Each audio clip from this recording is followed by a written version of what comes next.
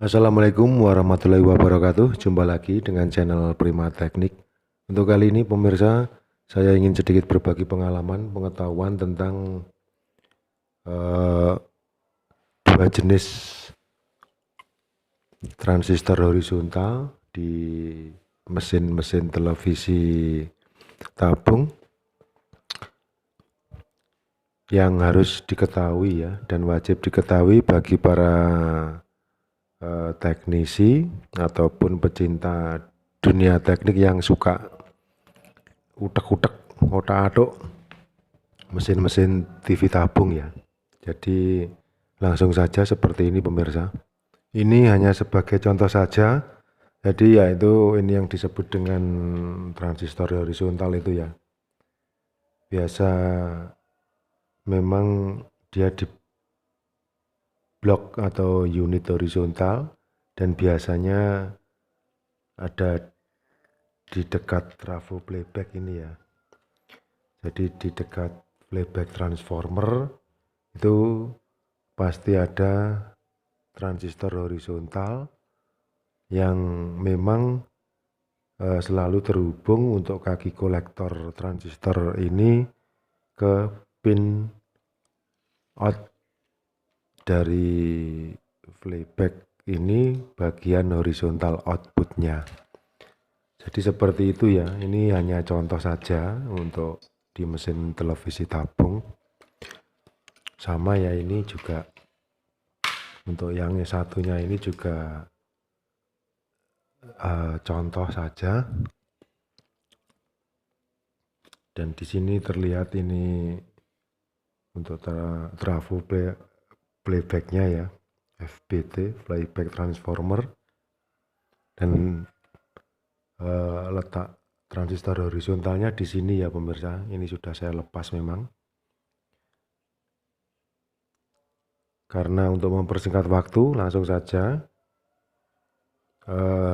dua jenis transistor horizontal yang wajib diketahui bagi para teknisi pemula ya. Saya tidak memberitahu untuk para master ataupun para suhu karena beliau-beliau yang berilmu lebih tinggi tentunya sudah mengetahui hal-hal seperti ini sejak lama ya.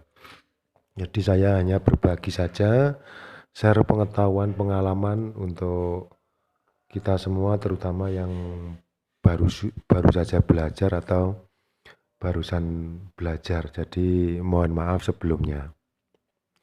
Dua jenis transistor horizontal tersebut langsung saja saya berikan gambarannya seperti ini ya pemirsa. Nah ini kondisi realnya dan juga simbolnya ya ini. Nah ini seperti ini. Yang pertama kita bahas adalah yang ini ya pemirsa. Nah, transistor horizontal yang memakai dioda damper plus resistor ya. Jadi seperti ini simbolnya. Transistornya tetap jenisnya NPN. Jadi negatif, positif, negatif. Ini pin basis, emitter, kolektor. Ini resistor internal yang ada di dalam transistor horizontal tersebut. Kemudian ini yang namanya dioda dampernya ya. Damper itu artinya peredam, jadi untuk meredam induksi yang terjadi di rangkaian horizontal. Jadi seperti itu ya pemirsa, dan ini saya berusaha gambarkan wujudnya seperti ini dan pin kakinya seperti ini ya. Nah ini sesuai dengan yang saya gambarkan. Ini adalah kaki basis, kolektor, dan ini adalah emitter. Jangan di skip-skip untuk videonya, ini nanti kita buktikan juga untuk cara pengukurannya dengan menggunakan multitester atau avometer ya pemirsa. Kemudian seperti ini untuk transistor horizontal berikutnya yang biasa ya pemirsa. Jadi maksudnya biasa, ini seperti transistor-transistor pada umumnya tapi berfungsi sebagai transistor horizontal. Jadi seperti transistor yang biasa kita temui, jadi ada kaki basis, kolektor, dan juga emitor. Ini jenisnya juga sama, transistor untuk NPN. Ini N negatif, positif, dan ini kaki kolektornya ini negatif. Jadi ini adalah jenis NPN juga. Jadi seperti itu ya pemirsa. Ini untuk wujudnya. Kemudian cara pengukurannya adalah sebagai berikut ya kalau kita ukur menggunakan avometer. Jadi langsung saja, untuk yang pertama kita ukur adalah transistor horizontal yang memakai dioda damper dan juga resistor internalnya ya pemirsa. Jadi seperti ini, jangan lupa tetap untuk skala avometer ada di skala kali ohmmeter ya. Dipersilakan untuk skala kali 1, kali 10, kali 100 atau kali 1K atau kali 1000 itu ya. Tidak masalah pakai skala berapapun, yang penting kita uji coba dulu begini, jarum avometernya harus bergerak. Ya seperti ini ya pemirsa. Kemudian langsung kita tes untuk transistor horizontal tersebut di kaki basisnya. Ini kita hubungkan dengan probe avometer negatif atau yang berwarna hitam. Kemudian probe positifnya kita hubungkan ke kaki kolektor, maka jarum avometer adalah bergerak. Kalau kita hubungkan ke kaki emitor, ini juga bergerak seperti itu ya pemirsa. Kemudian kalau probe negatifnya ganti kita pindah ke kaki emitor, kemudian probe avometer yang positif ini kita pindah ke basis, maka juga akan bergerak karena ini adalah menandakan adanya resistor di internal transistor tersebut. Kemudian kalau probe positifnya kita pindah ke kaki kolektor, maka jarum avometer juga akan tetap bergerak karena ini menunjukkan adanya dioda damper tersebut pemirsa. Jadi ini transistor dalam keadaan normal.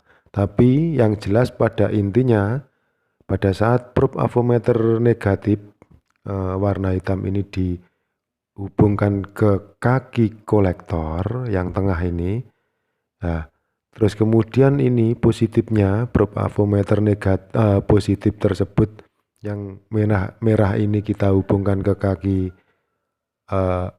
emitor ataupun ke kaki basis, maka jarum avometernya tidak boleh bergerak. Ini menandakan transistor dalam keadaan bagus atau normal.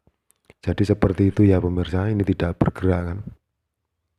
Intinya di situ, jarum avometernya tidak bergerak jika probe avometer negatif kita hubungkan ke kaki kolektor, kemudian untuk probe yang positif kita hubungkan ke emitor ataupun ke basis, dia tetap diam, tidak bergerak jarum avometer tersebut. Jadi seperti itu ya pemirsa penjelasannya, semoga sampai di sini bisa dipahami. Kemudian langsung ke bab berikutnya untuk transistor horizontal yang biasa ya pemirsa. Ini sudah saya persiapkan seperti ini. Sama ya untuk pin kakinya. Jadi ini basis, kolektor, dan kemudian ini emitor. Seperti itu pemirsa. Untuk transistor tersebut langsung saja. Seperti ini wujudnya, kaki basis, kolektor, emitor.